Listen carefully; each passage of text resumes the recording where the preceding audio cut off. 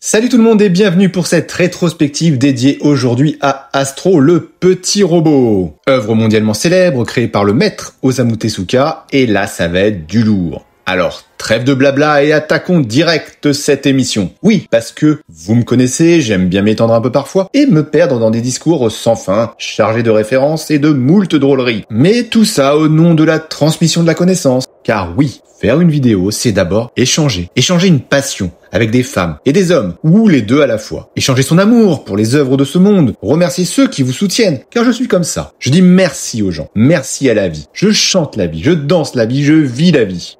Ça compte ce que tu dis.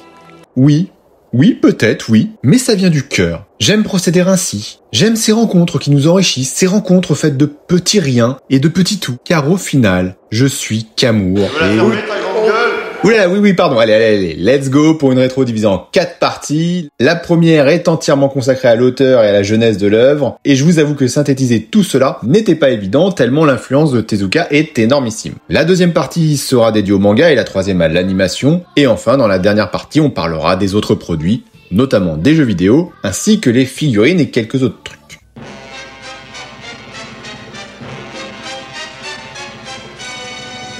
Osamu Tezuka est né pendant son enfance, comme à peu près comme tout le monde en fait. C'était en 1928, un samedi je crois, à Toyonaka City, dans la préfecture d'Osaka. Saviez-vous que Toyonaka City, qui est devenue officiellement une ville en 1936, est l'une des 3 villes japonaises où des étrangers peuvent parfois voter ? Étonnant, non ?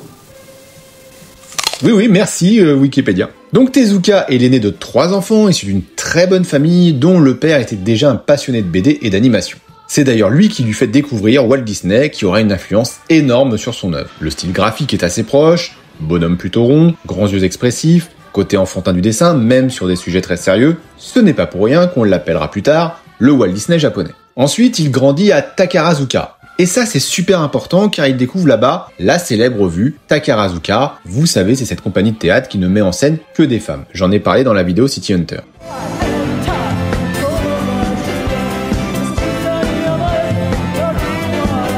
Revue Takarazuka qui aura quand même une certaine influence esthétique sur l'ensemble de son œuvre. Et c'est aussi là-bas qu'il se passionne pour les insectes. Insectes qui serviront à créer son pseudonyme d'ailleurs, Osamu, en rajoutant un caractère signifiant insecte à son vrai nom. Et il sera l'auteur de plusieurs œuvres sur le sujet, textes et livres. Donc dès sa plus tendre enfance, il va se mettre au dessin. À 9 ans, il dessine sa première BD, Pinpin Seishan, et dès la fin de la guerre, il publiera ses premiers mangas. Ainsi, en 1946, il participe à un magazine appelé Shokokumin Shibun, où l'on retrouvera sa première bande dessinée, le journal de Machan. Dans la foulée, il copublie Shin Takarajima, c'est un carton vendu à 400 000 exemplaires. Ça ne vous parle pas ? Ouais, je comprends. En fait, c'est un mélange improbable entre l'île au trésor, des cannibales et Tarzan. Ouais, vous avez bien entendu. Bon, le manga fera aussi l'objet d'un remaniement en 1984. Mais ce succès va asseoir très vite la notoriété d'Osamu et va le motiver. Car il faut dire quand même que dans les années 40, le manga c'est pas du tout vu comme aujourd'hui. Ni même comme dans les années 70. Ce n'est pas quelque chose de considéré comme sérieux. Mais, par contre, il a toujours été soutenu par ses parents. Et puis Tezuka est un homme intelligent. Et multitâche. Comme il a fallu perdre ses bras au cours d'une infection, ce qui aurait pu l'empêcher de manger du chocolat, il souhaite aider les autres en devenant médecin et il obtiendra son diplôme. D'ailleurs, cette expérience médicale va fortement l'influencer pour une autre de ses œuvres majeures, Black Jack. Manga mettant en scène un médecin de l'ombre est sorti en 1973. En attendant, la fin des années 40 est quand même plutôt bien remplie avec cette nouvelle ambition altruiste médicale. Et c'est au début des années 50 qu'il va publier sa première vraie série à succès, L'Empereur de la Jungle, dans le magazine Manga Shonen, et que nous connaîtrons plus tard sous le titre Le Roi Léo.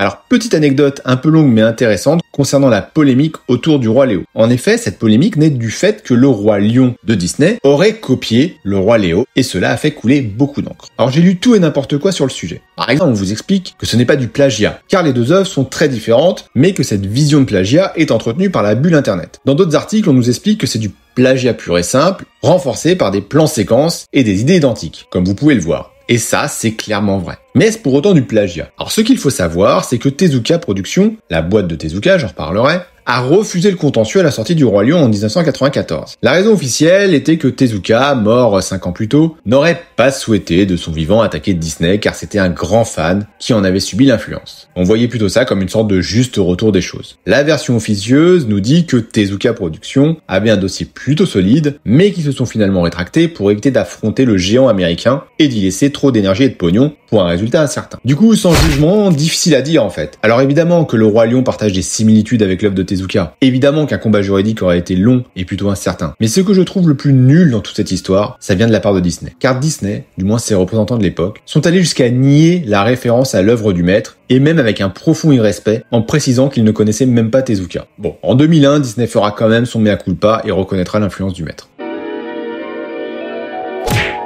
Bon sang, une anecdote dans l'anecdote. Alors là, c'est du jamais vu dans mes rétros. Mais sachez simplement que le combat Disney-Tezuka, c'est une vieille histoire. C'est pour ça que je me marre quand je vois écrit quelque part que Disney ne connaissait pas Tezuka. En effet, dans les années 60, les dessins animés de Tezuka s'exportaient très bien aux États-Unis. Si bien que la firme aux grandes oreilles menaçait les diffuseurs de leur retirer les œuvres Disney s'ils continuaient à diffuser du Tezuka. Ouais, c'est ce qu'on appelle un embargo.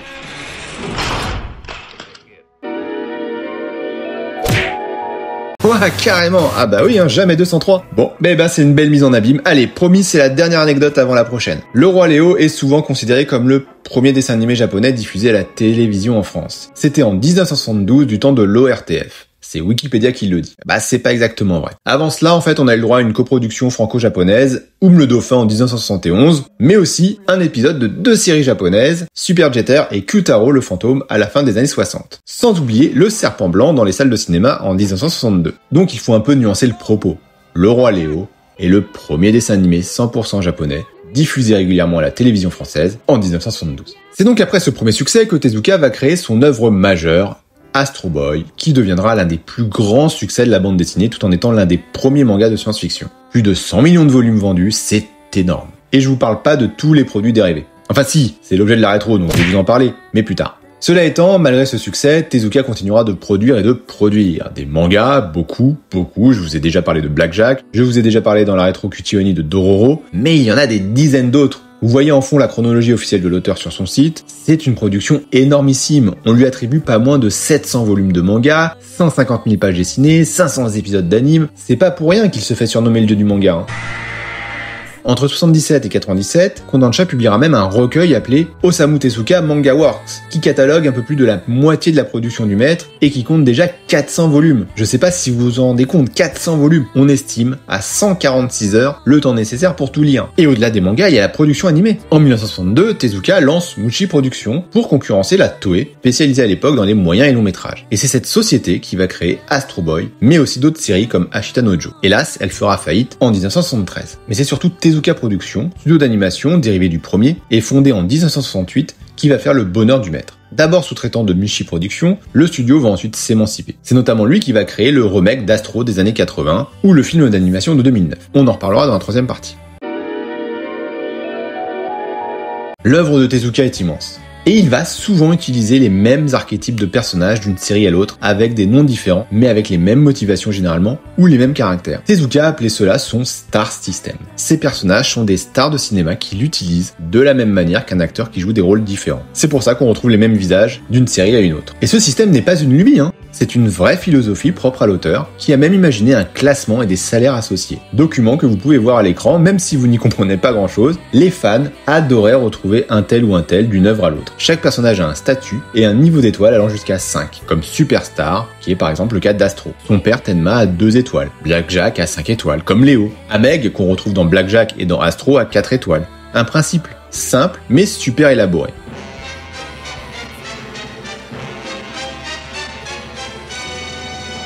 Les influences de Tezuka sont multiples. Je l'ai dit, le lien avec Disney est évident, et notamment Bambi qu'il a vu 50 fois. Mais pas que.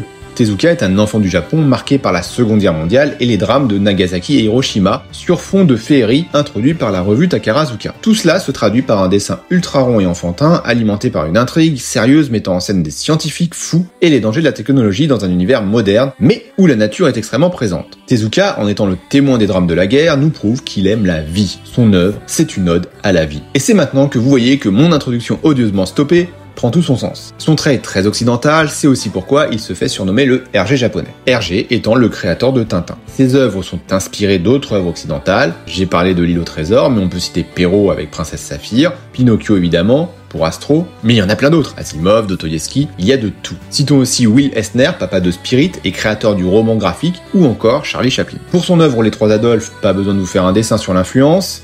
Adolphe. Je lisais Adolphe, le roman de Benjamin Constant. Mais non Patrick, là c'est bien le plus grand méchant de l'univers dont il s'agit. Mais l'histoire est intéressante. Tezuka c'est donc un mélange, influence multiple, mais aussi le mélange du papier et du film, l'un est dans l'autre dans sa réalisation. Tezuka c'est le manga moderne. Alors attention, le manga existait avant lui, depuis le XVIIIe siècle même, mais il l'a sublimé et son influence est très nette. Il pense le découpage des planches de dessin de manière cinématographique, l'histoire n'est plus une succession de cases de forme identique, le dessin déborde, il vit. C'est la norme aujourd'hui, mais particulièrement novateur à l'époque. Notez en outre que dans les années 60, un autre mouvement est né, le Gekiga, style de manga plus sérieux, plus dramatique, y compris dans le dessin.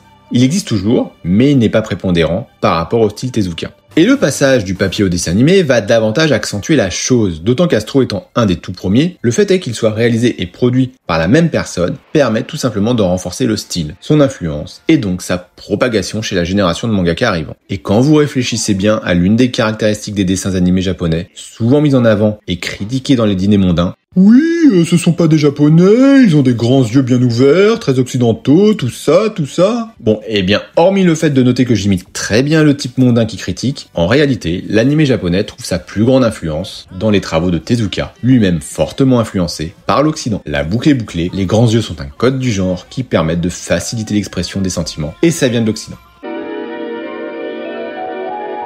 Alors son œuvre a tellement influencé le monde du manga qu'il existe pas moins de 2 prix à son nom qu'on confond souvent d'ailleurs, moi le premier. D'un côté le prix Tezuka créé en 1971 et qui est décerné 2 fois par an par la Shueisha en privilégiant les nouveaux artistes. Le premier prix n'est pas systématiquement décerné, il y a un prix pour les demi-finalistes également et un prix pour les mentions honorables. Il existe depuis 1997 le prix culturel Osamu Tezuka, remis annuellement, également par le journal Asahi Shimbun, à un mangaka pour son œuvre. Comme par exemple Naoki Urasawa avec Monster, et le trophée est à l'effigie d'Astro. Et gardez bien en tête le nom du mangaka que je viens de prononcer, j'en parlerai dans la deuxième partie. Donc résumer l'œuvre de Tezuka comme je viens de le faire est évidemment minimaliste. Si vous souhaitiez vous imprégner davantage de son héritage, je vous invite à parcourir le site du musée créé en son honneur, à défaut de pouvoir y aller.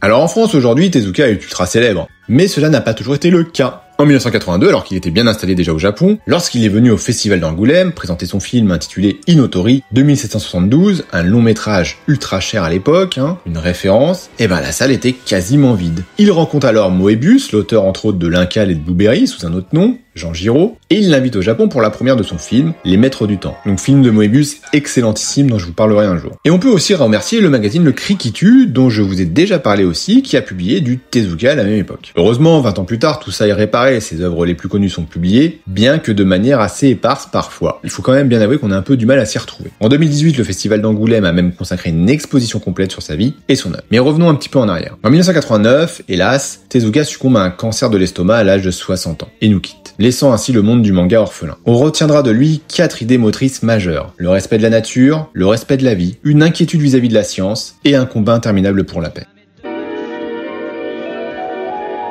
Allez, je finis par une petite anecdote. En 2023, Osamu Tezuka est décédé une seconde fois. Cette fois-ci à l'âge de 62 ans. Il était alors président de la Toei. Bon, en réalité, c'est un homonyme, mais je trouvais belle l'ironie du sort qui voulait que le président de la compagnie que Tezuka souhaitait concurrencer à ses débuts porte son nom au XXe siècle. J'en ai donc fini avec cette première partie, j'espère qu'elle vous a plu. Comme d'habitude, si c'est le cas, n'hésitez pas à commenter, liker et partager. Je vous donne rendez-vous pour la seconde partie consacrée au manga. En attendant, prenez soin de vous.